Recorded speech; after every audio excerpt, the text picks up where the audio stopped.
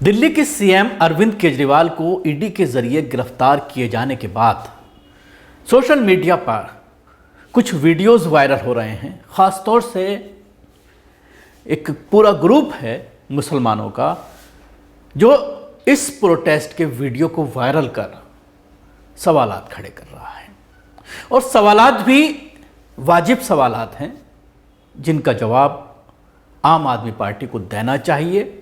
और आम आदमी पार्टी ने जिस तरह से पिछले 10 सालों के दरमियान एक भी मुस्लिम इशू पर खुलकर बात नहीं की है, आरएसएस की आइडियोलॉजी पर आम आदमी पार्टी पिछले 10-12 सालों से जब से सरकार है दिल्ली में काम करती हुई नजर आ रही है। और वो ऐसे ही नहीं कह रहा हूं मैं, एक एक करके आपको बताऊंगा। लेकिन उससे पहले ये वीडियो आप टीवी स्क्रीन पर देख रहे हैं, ये कल रात का वीडियो है जब अरविंद केजरीवाल को उनके घर से गिरफ्तार किया गया। बड़ी संख्या में लोग ईडी के दफ्तर के बाहर पहुंच गए। अब सोशल मीडिया पर इस वीडियो के साथ मुसलमानों के जरिए यह सवाल किया जा रहा है, उन बुद्धिजीवियों के जरिए जो लगातार सोशल मीडिया पर बने रहते हैं और मुस्लिम इश्यूज को बारीकी से देखते हुए उसको उठा करके पब्लिक के सामने लाते हैं, मुसलमानों को झंझोड़ने की कोशिश करते हैं। ये दाढ़ी टोपी वाले मुसलमान रमजान के इस मुकद्दस महीने में इनको जब मस्जिदों में होना चाहिए था, तरावीह का वक्त था जब ये पूरी घटना घट रही थी, जब गिरफ्तार किया गया है अरविंद केजरीवाल को, लेकिन ये दाढ़ी टोपी वाले मुसलमान पहुंच गए ईडी के दफ्तर के बाहर।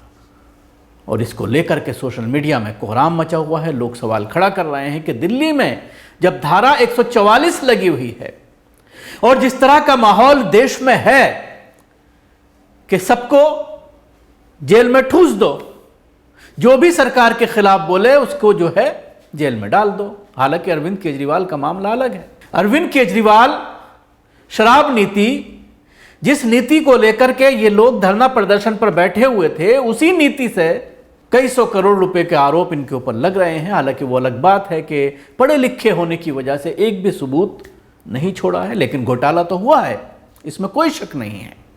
और ये बात भी पूरी तरह से सब जानते हैं कि इससे बड़े बड़े घोटाले भारतीय जनता पार्टी के जरिए किए जा रहे हैं, चाहे वो इलेक्टोरल बॉन्ड का मामला हो या उसके अलावा और बहुत सारे राज्यों में घोटाले हैं। कई सीएम के ऊपर आरोप हैं, लेकिन तमाम खुले छूटे हुए हैं। ये एक अलग मसला है कि ईडी सिर्फ विपक्षी नेताओं को गिरफ्तार कर रही है।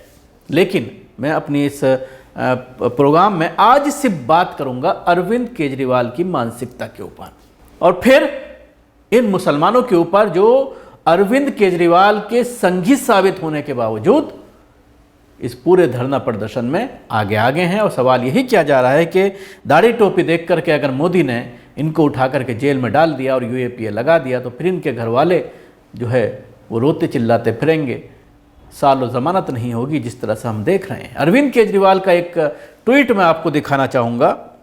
शर्जील इमाम, जो सिर्फ एक ऐसे बयान को लेकर के, जिसका 40 सेकंड का बयान काट करके भारतीय जनता पार्टी ने उस वीडियो को वायरल किया था, संघ के लोगों ने उस वीडियो को वायरल किया था, और उसके बाद शर्जील इमाम की गिरफ्तारी हुई। कई साल के बावजूद आज तक जो है वो बाहर नहीं आ पाए हैं। देशद्रोह का मामला उनके ऊपर दर्ज किया गया। अरविंद केजरीवाल, शर्जील इमाम की जब गिरफ्तारी नहीं हो रही थी बयान वायरल होने के बाद, तो वो गृह मंत्री से सवाल करते हुए नजर आते हैं। अरविंद केजरीवाल लिखते हैं कि शर्जील ने असम को देश से अलग करने की बात कही। हालांकि वीडियो में ऐसा कहीं कुछ नहीं है।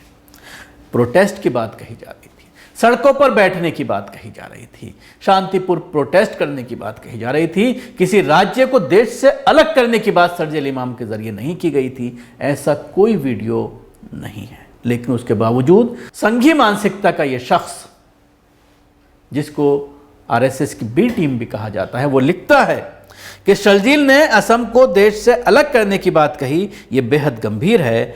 आप देश के गृह मंत्री हैं, आपका यह बयान निष्कृत राजनीति है। आपका धर्म है कि आप उसे तुरंत गिरफ्तार करें। उसे यह ऐसा कहें, 2 दिन हो गए, आप उसे गिरफ्तार क्यों नहीं कर रहे? क्या मजबूरी है आपकी? Question mark. या अभी भी गंदी राजनीति करनी है? ये सवाल उस वक्त के गृह मंत्री से क्या गया। और उसके बाद आपने देखा 2 दिन बाद अरविंद केजरीवाल के इस ट्वीट के 2 दिन बाद ही शर्जील इमाम को गिरफ्तार कर लिया गया। इसके अलावा सबसे बड़ा जो संघी चेहरा अरविंद केजरीवाल का सामने आया था वो था तबलीगी जमात को लेकर। कोरोना काल में जिस तरह से जब ये आंकड़े लेकर के रोज़ाना प्रेस के सामने आता था और ये तमाम आंकड़ों के साथ, जैसे कि 10,000 आज कोविड नए केसेस आए हैं, तो उसमें ये अलग से बताते थे कि तबलीगी जमात की वजह से इतने हज़ार आए हैं, ताकि देश में एक ये मैसेज जाए कि इस कोरोना को फैलाने वाले ये दाढ़ी टोपी वाली एक जमात जो है तबलीगी जमात, इसके ही लोगों की वजह से ये फल फूल रहा है और इसकी वजह से ही कोरोना जो है वो हमारे देश में बढ़ा है। ये सिलसिला लगातार 2 हफ्तों तक चला। 2 हफ्तों तक अरविंद केजरीवाल अपनी प्रेस ब्रीफिंग में अलग से तबलीगी जमात का आंकड़ा लेकर के आते थे और जिसकी वजह से आपने ये देखा कि देश में एक माहौल बना मुसलमानों के खिलाफ। दाढ़ी टोपी वालों को यह कहा जाने वाला लगा कि ये कोरोना जीवी हैं, इन्होंने ही कोरोना फैलाया है, इन्हीं की वजह से जो है वो कोरोना देश में आया है, ये बात कही गई। और उसके बाद आपने देखा एक एक करके तमाम तबलीगी जमात के लोग किस तरह से कोर्ट के से छूटे और उसके बाद उनको उनके देशों तक पहुंचाया हुआ। इसके साथ ही निज़ामुद्दीन मरकज़ पर कोरोना काल में जो FIR दर्ज करने की कार्रवाई की गई थी वो अरविंद केजरीवाल के लेटर के बाद ही ये कार्रवाई हुई थी। इसके साथ ही मैं आपको बताना चाहूँगा, बिल्किस बानो का मामला हो या किसी मुस्लिम लीडर की गिरफ्तारी का मामला हो, आज़म खां से लेकर के मुफ्ती सलमान अजहरी तक का मामला, इन तमाम मामलों पर अरविंद केजरीवाल अपने मुंह में दही जमा करके बैठे रहे। दिल्ली दंगे को मैंने बहुत करीब से कवर किया। दिल्ली दंगे के दौरान भी ये देखने में आया कि अरविंद केजरीवाल ने बयान नहीं दिया, जो पीड़ित थे उनकी मदद के लिए सरकार की तरफ से कोई पहल नहीं की गई। यहां तक कि जो अस्पतालों में इलाज होना चाहिए था पीड़ितों का, दंगा पीड़ितों का, उसमें भी लापरवाही अरविंद केजरीवाल की सरकार के जरिए बरती गई। मुआवजे को लेकर भी तरह तरह की शिकायतें आम आदमी पार्टी सरकार पर देखने में आई और सवालात खड़े किए गए।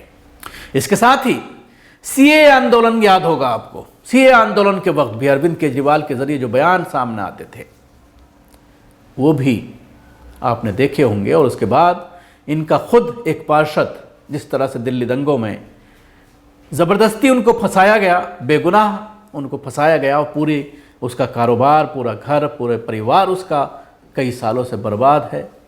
सबसे पहले पार्टी से उसको निलंबित किया गया ताहिर हुसैन को, और फिर जिस तरह से आपने देखा आज तक उनकी ज़मानत नहीं हो पाई है।